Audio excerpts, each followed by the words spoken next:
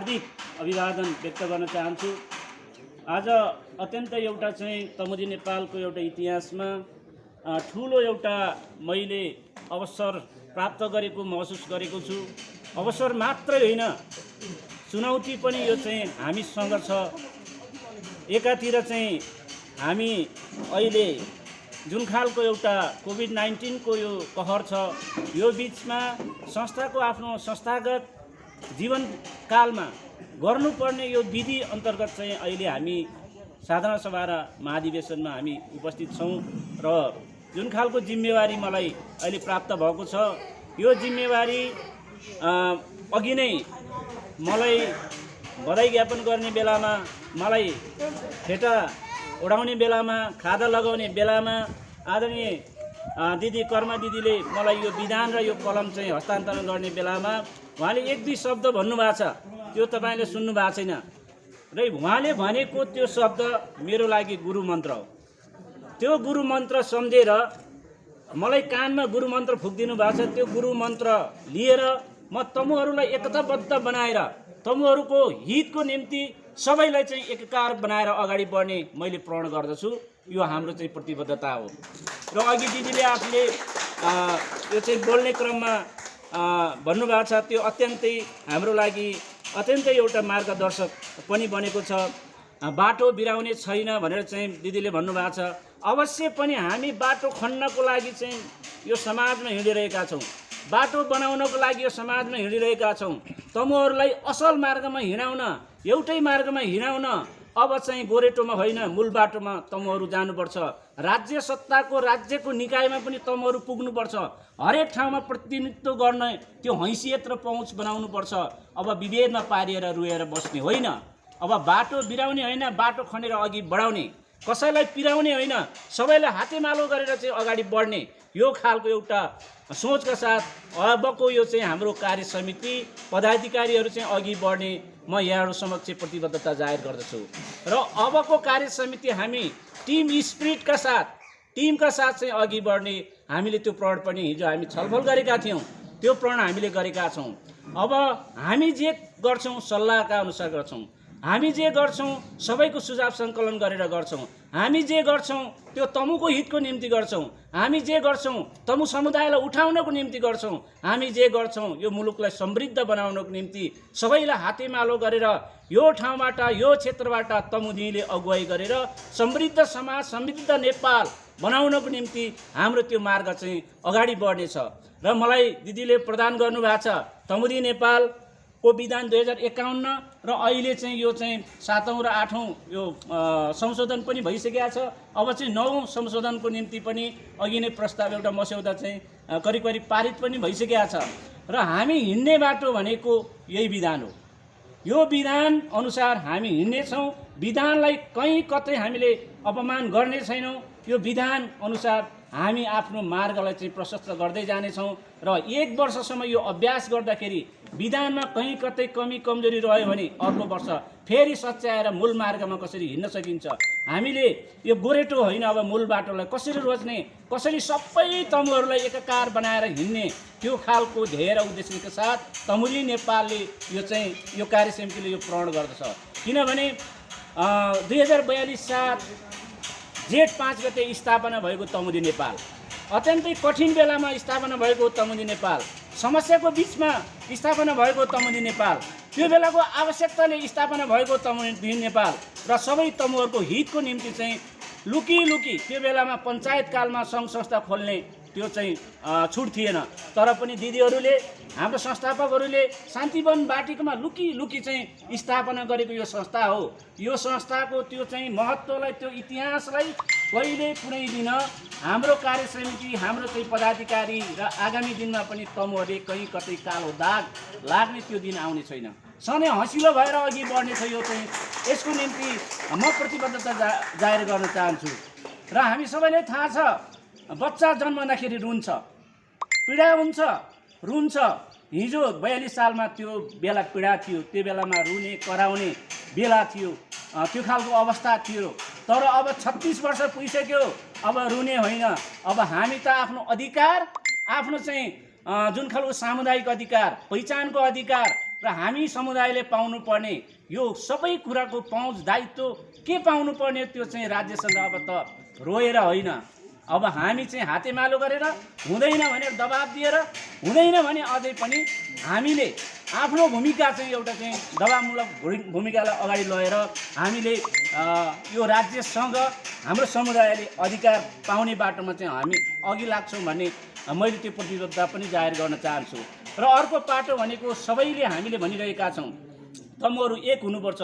एक हुनको लागि तमुदी नेपाल गठन भएको, तमुदी नेपालबाटै चाहिँ जुन खालको एउटा देशैभरि सङ्गठन बनाउने त्यो एउटा सोचका साथ चाहिँ हामीले तत्कालीन तमुदीले जुन खालको एउटा चाहिँ प्रारूप बनायो, त्यो प्रारूप चाहिँ पछि चाहिँ विभिन्न कालखण्डमा विभिन्न सङ्घ संस्था पनि बन्दै त्यो विकास हुने अवस्था आछ। तर अबको अवस्था भनेको केवल पोखरा कास्की नेपालमा मात्र होइन, विश्वमा रहेका हरेक ठाउँमा रहेका तमु सङ्घ संस्थाहरूलाई एकताबद्ध बनाएर चाहिँ अगाडि बढ्यो। त्यो एकताबद्ध बनाउने अभियानमा हामी सबैभन्दा पुरानो सामाजिक संस्थाको हैसियतले हामी चाहिँ अगाडि बढ्छौँ। हामी यो मार्गमा अगाडि बढ्छौँ र हाम्रो संस्थाको यो गरिमालाई कहिल्यै पनि हामी ओझेलमा पर्न दिँदैनौँ। यो प्रतिबद्धता पनि म यहाँहरू समक्ष सबै समक्ष म जाहेर गर्न चाहन्छु। र अर्को कुरा भने के भने 1 वर्षभित्र हामी यो एकताको अभियान पनि सँगै लान्छौँ। सङ्गठन विस्तारलाई हिजो हामीलाई आक्षेप छ कास्कीमा मात्रै, यो वरिपरि मात्रै भने जुन खालको आक्षेप छ, अब केवल तमुदी नेपाल कास्की मात्रै होइन, अब पूर्व पश्चिम उत्तर दक्षिण र भूगोल, यो विश्वको भूगोलको हरेक कुनामा जहाँ तमु पुगेका छन् त्यहाँ तमुदी, तमु समाज, तमु सङ्घ संस्था गठन गरेका छन्। ती सबैसँग चाहिँ हातेमालो गरेर सहकार्य गरेर पहिलो चरणमा सहकार्य, दोस्रो चरणमा एकताबद्ध भएर हामीले चाहिँ विश्वभरिको तमुहरूलाई एकताबद्ध गर्ने अभियानमा यो मातृ संस्था चाहिँ लाग्नुपर्छ भन्ने कुरालाई म फेरि पनि जोड्न चाहन्छु। र यो एकतासँगै अब कम्तीमा यो हाम्रो चाहिँ तमुवान प्रदेश, यो चाहिँ गण्डक क्षेत्रभित्र, यो हाम्रो जिल्लाहरूमा अब 1 वर्षभित्र हामीले आफ्नो जिल्लाको यो चाहिँ सङ्गठन विस्तार र यो पोखरा वरिपरि रहेका समाजहरू धेरै आबद्ध भएका छैनन्, उहाँहरूलाई आबद्ध गराएर चाहिँ अगाडि बढाएर चाहिँ हामी जाने चाहिँ एउटा कोसिस गर्छौँ, पहल गर्छौँ। एकतामा बल छ, एकतामा शक्ति छ, एकतामा हाम्रो अधिकार छ, हाम्रो पहुँच पुग्छ। त्यो हिसाबले एकता सबैभन्दा ठुलो कुरा हो भन्ने कुरालाई म यहाँहरू समक्ष अनुरोध गर्न चाहन्छु। हामीले म कहिले पनि भन्दैनौँ, यो हामी आदिवासी जनजातिको विशेषता हो। हामी भन्छौँ, हामी, अरूले हेर्नुहोस् म भन्छन्, तर हामी तमुहरू आदिवासीहरूले हामी भन्छौँ। त्यो हामी भएकै कारणले हामीले समाज गठन गरेका हौँ, हामी भएकै कारणले हामी सङ्गठित भएका हौँ। र किन चाहिँ हामीहरू कोही यता फर्कने कोही उता फर्कने, हामी एउटै मूलधारमा जाने हो। त्यो हुनाले संस्थाको विभिन्न प्रकृतिहरू हुन्छन्। कोही पेताल उताको निम्ति चाहिँ हाम्रो तमु पेलु सङ्घ चाहिँ अगाडि बढिरहेको छ। बौद्ध दर्शनको लागि चाहिँ होइन, बौद्धहरूको सदन लगायत विभिन्न सङ्घ संस्थाहरू अगाडि बढिराख्नु भएको छ र सामाजिक क्षेत्रमा तमुदी लगायतका संस्थाहरू चाहिँ अघि बढिरहेको अवस्थामा हामी सबै सहकार्य गरेर अगाडि बढ्छौँ। कोही चाहिँ विभेदमा परेको, कोही ठुलो सानो, कोही होला हेचा, यस्तो खालको चाहिँ अवस्था चाहिँ हामीले कहिले पनि महसुस गर्न नपाओस्। हामी समान छौँ, समान रूपबाट अगाडि बढ्छौँ, सबैसँग सहकार्य गरेर अगाडि बढ्छौँ र एकतालाई चाहिँ हामीले फेरि पनि जोड दिने एउटा प्रण चाहिँ हामी हिजो छलफल गरेर पनि एउटा साझा एउटा चाहिँ रोड म्यापको एउटा चाहिँ अवधारणा चाहिँ हामीले बनाएको कुरा यहाँलाई हार्दिक अनुरोध गर्न चाहन्छु। र दुईटा कुरा चाहिँ हामी रिजर्भेसनमा बस्छौँ। एउटा धार्मिक कुरामा हामी सामाजिक संस्था हो, तमुदी नेपाल सामाजिक संस्था हो। त्यो हुनाले हामी धार्मिक कुरामा हामीले चाहिँ यो धर्म ऊ धर्म भन्न हामीलाई अहिले चाहिँ यो सामाजिक संस्थालाई मिल्दैन। त्यो मानेमा हामी धर्मनिरपेक्ष यो मुलुकमा हामीले त्यसलाई चाहिँ एउटा रिजर्भेसनमा हामी बस्नुपर्दछ भन्ने हाम्रो मान्यता, साझा मान्यता हामीले हिजो बनाएका छौँ। हामी बौन मान्नुपर्छ, बुद्ध मान्नुपर्छ, अरू मान्नुपर्छ भनेर सामाजिक संस्थाले त्यो अभियान गरेर चाहिँ हामी गयौँ भने सामाजिक संस्था फेरि पनि विभाजित र यतामुख र उतामुख हुने अवस्था आउँछ। त्यसैले हामी सबैसँग समदूरी राख्छौँ। र अर्को कुरा चाहिँ हाम्रो रिजर्भेसन केमा हुन्छ भने राजनीतिक दलसँग हाम्रो रिजर्भेसन हुन्छ। तमुदी नेपालभित्र राजनीति पार्टीले राजनीतिक यो दलीय राजनीति गर्न पाइँदैन। समुदायको निम्ति, समुदायको हितको निम्ति हामी चाहिँ सबै एकताबद्ध भएर चाहिँ राज्यसँग माग्ने हो। यहाँभित्र आएर चाहिँ राजनीतिक पार्टीको राजनीति गर्न पाइँदैन। यो कुरामा हामी रिजर्भ, हामी चाहिँ यो चाहिँ ओपनली आएका छौँ। यो कुरालाई चाहिँ हामीले व्यवहारमा चाहिँ देखाउनुपर्छ र राजनीतिक क्षेत्रमा रहेका हाम्रो तमुहरूलाई तमुदी नेपाल लगायत हाम्रो सङ्घ संस्थाले पछाडिबाट सहयोग गर्ने हो। शैक्षिक क्षेत्रमा रहेकालाई पछाडिबाट सहयोग गर्ने हो हैन, व्यावसायिक क्षेत्रमा रहेका तमुहरूलाई पछाडिबाट सपोर्ट गर्ने हो।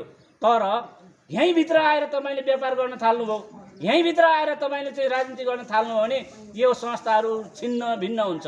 तर दुःख लाग्छ अहिलेको निर्वाचनको सन्दर्भमा यो खालको एउटा चाहिँ केही सङ्केत देखिएको थियो, तर त्यो चाहिँ समाधान भएर गएको छ। आगामी दिनमा पनि हाम्रो तमुदीमा मात्रै होइन, गुरुङ सङ्घ संस्था, सामाजिक सङ्घ संस्था, हाम्रो सङ्घ संस्थाभित्र यो खालको चलखेल नहोस्।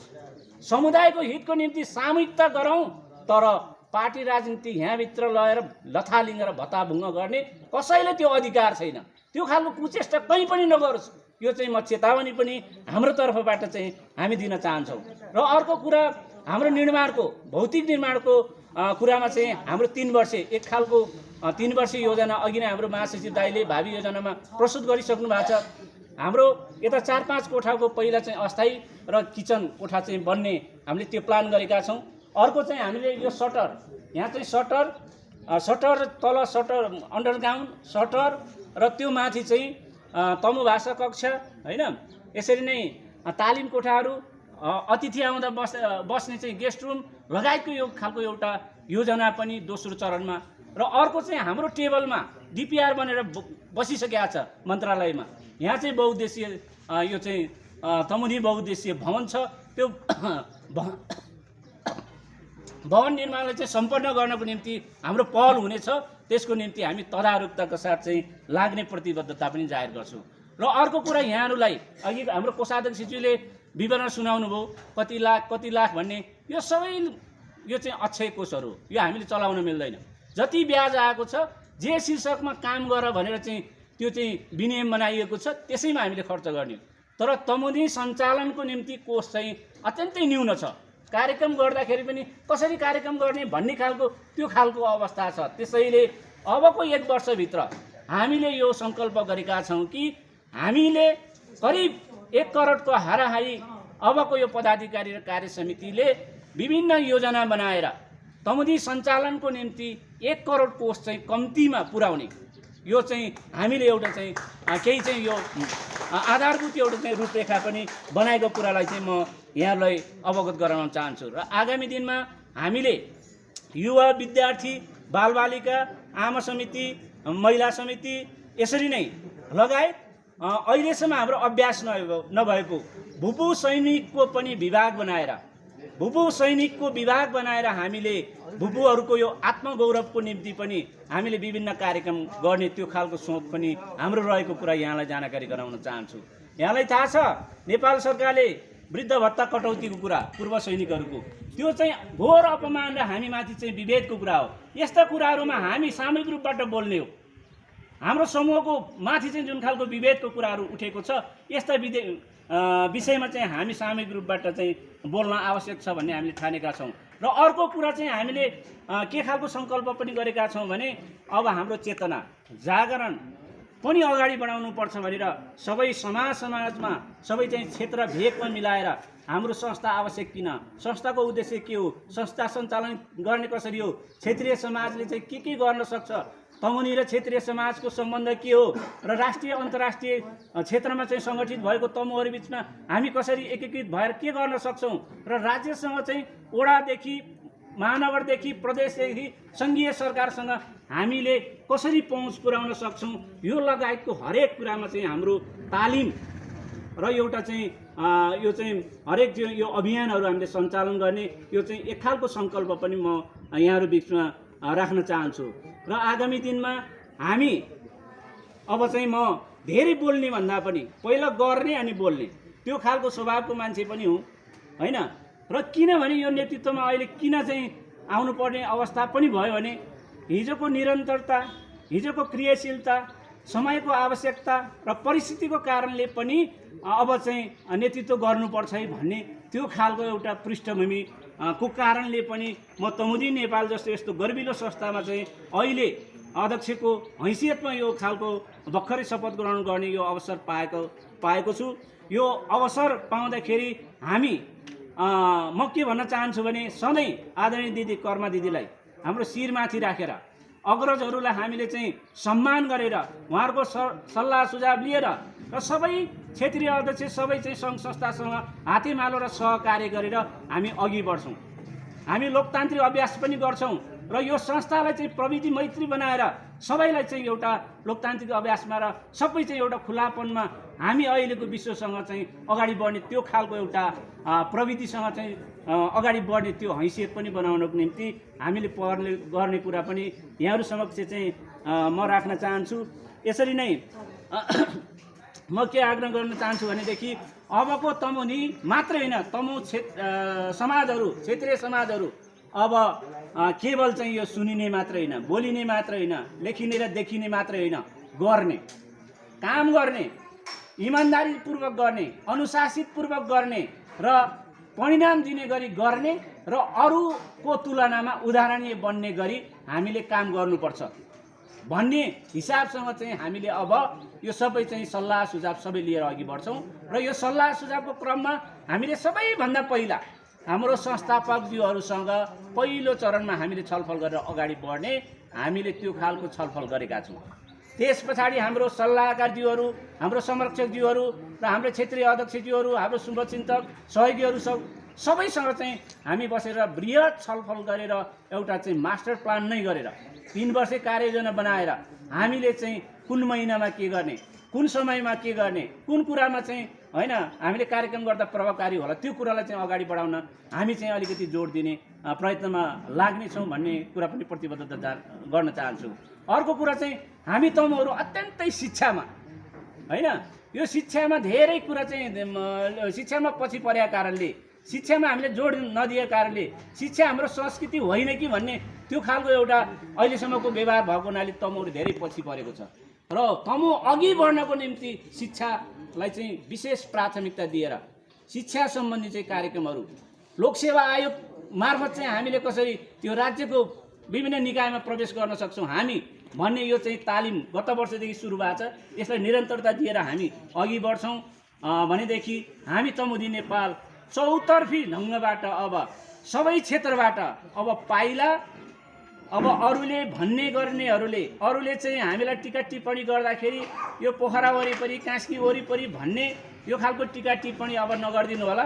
हामी पाइला अगाडि बढायौँ, अब हिँड्यौँ, अब चाहिँ हाम्रो यात्रा सुरु भयो। यो यात्रा अब यो विश्वभर फैलिन्छ, विश्वभर फैलिन्छ। यो विश्वभर यात्रा चाहिँ तमुहरूको यात्राले तमुहरूलाई एउटा गर्विलो एउटा चाहिँ इतिहास स्थापित गर्छ। त्यो इतिहास अब यो दिदीले दिनुभएको यो कलम त्यो इतिहास लेख्नको निम्ति हो। दिदीले यो दिनुभएको कलम, कर्मा दिदीले दिनुभएको कलम यो तमुनीको राम्रो राम्रो निर्णय गर है भनेर दिनुभएको कलम हो। यो कलम जहाँ कहीँ लेखिँदैन। यो कलमले तमुहरूको भोलि गर्व हुने खालको त्यस्तो निर्णयहरू लेखिनेछ। यो कलमले भोलि तमुहरू एकता हुने त्यो मार्गको प्रशस्त गराउने त्यो खालको अभियानमा यो कलमले लेखिनेछ। यो कलम अब चाहिँ यहाँ पोखराबाट लेख्न सुरु भयो। अब विश्वको हरेक कुनामा हाम्रा धेरै शुभचिन्तक सहकार्य गर्ने सबै आफन्तहरू होइन आफ्नो चाहिँ आफन्तजन भएका चाहिँ सङ्घ संस्थाहरू हुनुहुन्छ। उहाँहरूसँग सहकार्य गरेर पहिलो सहकार्य त्यसपछि सबैसँग कार्यगत एकता गरेर विश्वभरिका तमुहरू एक हुने यो वातावरणको निम्ति अब यो कलमले काम गर्छ भन्ने मैले विश्वास लिएको छु। त्यो खालको सङ्कल्प गर्दै फेरि पनि हामी तमुहरू अत्यन्तै अनुशासित भएर इमान्दारित भएर टिमवर्कमा छलफल गरेर सबैको राय सल्लाह सुझाव लिएर हातमा हात काँधमा काँध मिलाएर कर्मा दिदीको यो चाहिँ निर्देशन उहाँको आशीर्वादलाई यो जसरी क्रेगी आज लगाइदिनु भएको छ यो क्रेगी सधैँ उहाँको आशीर्वाद हुनेछ। यो क्रेगी भनेको उहाँले लगाइदिनु भएको मात्र होइन, यो क्रेगी चाहिँ कर्मा दिदी हो। यसरी सम्झिनुहोस् कि यो क्रेगी कर्मा दिदी हो। सधैँ कर्मा दिदीको यो चाहिँ योगदान र उहाँको आशीर्वादलाई शिरमा राखेर अघि बढ्छु र सबै तमुहरूको हितको निम्ति फेरि पनि यहाँहरूको साथ सहयोगको अपेक्षा गर्छु। र अघि नै आर्थिक रूपबाट पनि समृद्धिको कुरा गरेँ, मैले विकासको कुरा गरेँ होइन, भौतिक निर्माणको कुराहरू गरेँ। यो सबै कुराहरू चाहिँ एकताबाटै हुन्छ। शिक्षा स्वास्थ्यदेखि लिएर हाम्रो मौलिकताको कुराहरू, भाषाको कुराहरू, लिपिका कुराहरू, यो सबै कुराहरू हाम्रो एकताबाट नै त्यो फल प्राप्त हुने भएको हुनाले एकता प्रमुख कुरा हो। र हाम्रो क्षेत्रीय समाजहरू सबै एकताबद्ध बनाऊ, अझै छरिएर रहेको तमुहरूलाई यहाँ समाजहरूलाई एकताबद्ध बनाऊ। जिल्ला जिल्लामा हामीले सङ्गठन बनाऊ। हाम्रो सम्बन्ध चाहिँ बौद्ध अर्को सदनसँग अझै चाहिँ बलियो बनाऊ, तमु पेलु सङ्घसँग बलियो बनाऊ। यही तमुनीसँग चाहिँ हामीले धेरै प्रयास गरेका छौँ। अब चाहिँ धेरै नजिक छ है, वार्ता समिति गठन भइसकेका छ, यहाँलाई जानकारी पनि गराउन चाहन्छु। यही तमुनीमा 25वटा समाजहरू छ। वार्ता गठन हामी चाहिँ मिल्नको लागि एकताबद्ध हुनको निम्ति वार्ता समिति बनिसकेका छौँ है। हामी पनि यता सबै रेडी छौँ, त्यो हिसाबसँग अघि बढेका छौँ। तमु हिउला छोँदै छ, हामी एकताबद्ध भएर बढ्छौँ। यसरी नै विभिन्न हाम्रो तमुको चाहिँ कलाकार सङ्घ छ होइन, चलचित्र कर्मीहरूको जिफान छ, तमु सांस्कृतिक प्रतिष्ठान छ होइन, हाम्रो कला के अरे पत्रकारहरूको तमु सञ्चारकर्मी सङ्घ लगायत विभिन्न हाम्रो चाहिँ तमुको सङ्घ संस्थासँग सबैसँग सहकार्य गरेर एक मन एकता भएर चाहिँ अघि बढ्ने, फेरि पनि प्रतिबद्धता जाहेर गर्दै तमुनीको आत्मगौरवलाई बढाउनको निम्ति, तमुहरूको गर्विलो इतिहासलाई स्थापित गराउनको निम्ति, तमुहरूको हिजोदेखि विभेद भएको त्यो मानसिकतालाई माथि उठाउँदै अब तमु समुदायलाई चाहिँ एउटा हामी केही गर्न सक्छौँ, हामी यो मुलुकमा केही प्राप्त गर्न सक्छौँ। त्यो प्राप्त गर्ने भनेको अब चाहिँ भिख मागे जसरी होइन, आफ्नो अधिकार स्थापित गर्नको निम्ति एकताबद्ध भएर त्यो ढङ्गसँग चाहिँ अगाडि बढ्नुपर्छ भन्ने हिसाबसँग हामी अघि बढ्छौँ भन्ने कुरालाई यहाँहरू समक्ष फेरि पनि म प्रतिबद्धता जाहेर गर्दै, थाहा छ मलाई यो चाहिँ समाजसेवा गर्नु भनेको, सामाजिक संस्थामा आउनुभयो भनेको, हाम्रो संस्थामा आउनु भनेको व्यक्तिगत सबै कुरा चाहिँ त्याग गर्नु। हामी त्याग्न आएका हौँ, त्याग्न आउँछौँ इमान्दारीपूर्वक चाहिँ अनुशासित ढङ्गबाट आफूलाई समाजप्रति समर्पण गर्छौँ। त्यो समर्पण गर्ने कहाँबाट भन्दाखेरि तमुनीबाट है, तमुनी माध्यमबाट समर्पण गरेका छौँ। यो चाहिँ उद्घोष पनि गर्दै यहाँहरूले जुन खालको साथ सहयोग र मलाई प्रोत्साहन दिनुभएको छ, यहाँहरूको साथ सहयोग र प्रोत्साहन, यहाँहरूको सल्लाह सुझाव सधैँ शिरोधार्य गरेर यहाँहरूको चाहिँ हातमा हात साथमा साथ लिएर अघि बढ्ने प्रतिबद्धता जाहेर गर्दै मेरो भनाइ यहीँ अन्त्य गर्न चाहन्छु। जय तमुनी। धन्यवाद नवनिर्वाचित अध्यक्ष हुमबहादुर तमुलाई।